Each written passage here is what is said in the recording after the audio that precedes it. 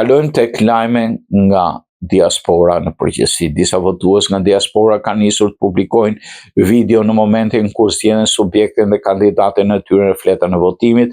Media ka treguar disa video të publikuar në TikTok nga emigrantët shqiptar në Britaninë e Madhe. Këtë veprim ata rrezikojnë deri në 3 vite burg. Neni 327 i kodit penal thotë se shkelja e fshehtësisë së votimit parashikon se gjithë ata që fotografojnë vetëm për dokumentuar preferencën e tyre dënohen me burgim nga 6 muaj minimumi deri në 3 vjet. Në shumicën e videove është publikuar vetëm zgjedhja e subjektit politik dhe e kandidatit, por një shqiptare, siç dihet në këto video, ka guxuar të dalë me fytyrë procesin e plotësimit të fletë votimit. Një ditë më parë për fenomenin e videove, kur emigrantët publikojnë zgjedhjen e tyre në fletën e votimit, komisioneri Ilian Celibashi deklaroi, ata janë duke kryer një vepër penale në gjykimin tim, por është atribut institucioneve të tjera për të vlerësuar nëse veprimet e tyre përbëjnë apo jo vepër penale.